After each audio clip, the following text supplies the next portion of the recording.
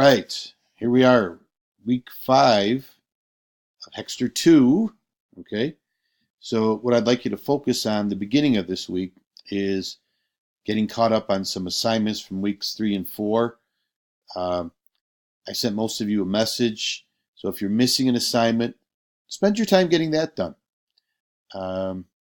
Week 5 has a shorter list of things to get done, but they are important. You need to focus on them.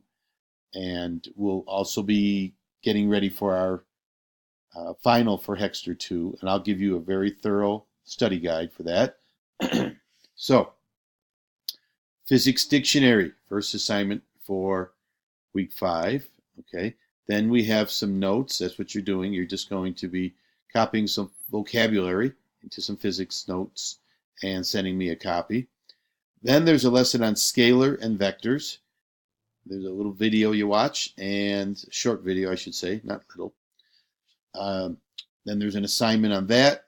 Then there's an assignment on frame of reference and measuring relative motion. So there's an assignment that goes along with that. It's not very long. Then there's a couple of graphing and calculating speed assignments that are crucial to physics study. I'd like you to do your best to get those done. What I'd really like you to focus on, though, is getting at least 1 or 2 assignments done from weeks 3 and 4. Try to get one done each day, Monday and Tuesday, and that will probably get most of you pretty caught up. So these lessons for this week have short videos.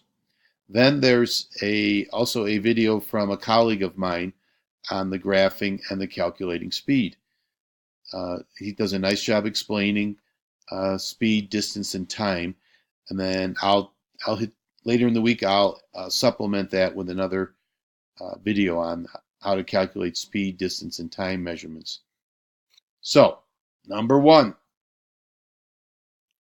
get caught up on assignments. Number 2, start week 5, and then we'll be getting ready for our final for the Hexter.